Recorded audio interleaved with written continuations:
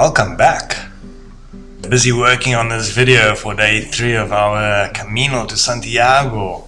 We found ourselves, especially here by day 3, we found ourselves starting to kind of zone into the journey.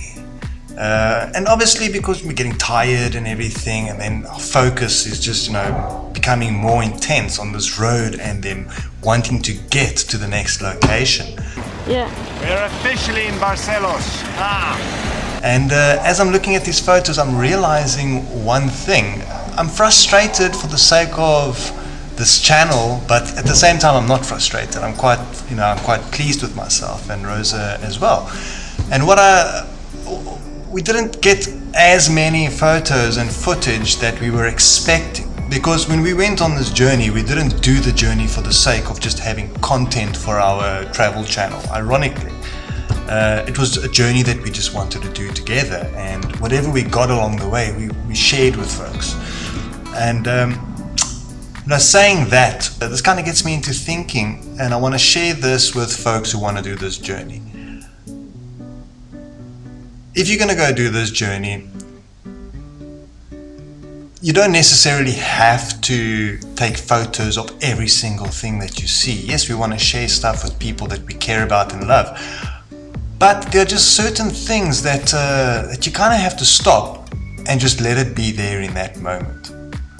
And we had a lot of that kind of experience, Rose and I. There were lots of moments where we could have just taken out the camera. It was hanging on my neck. I could have just pointed it and I could have just taken a photo, but we were just more happy in just being in that moment. And that's one of the little beauties of the journey.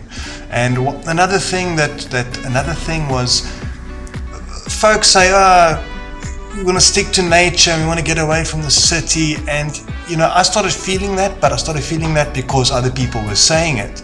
But the very truth is that if you're doing that journey and you're cutting away from your daily life now to go do this pilgrimage, one of the things that you learn is how much you actually appreciate nature, yes.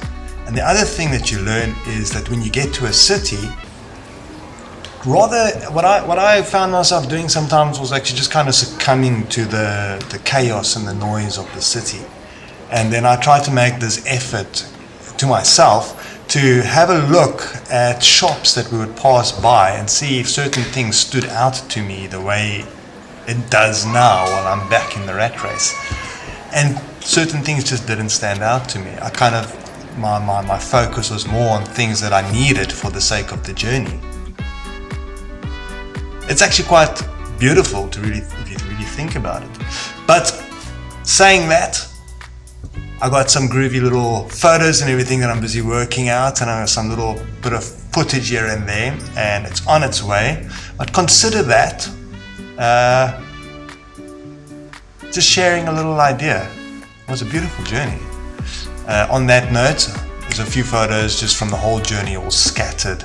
Hope you enjoy this. Do we have to look like that in tremendous fun?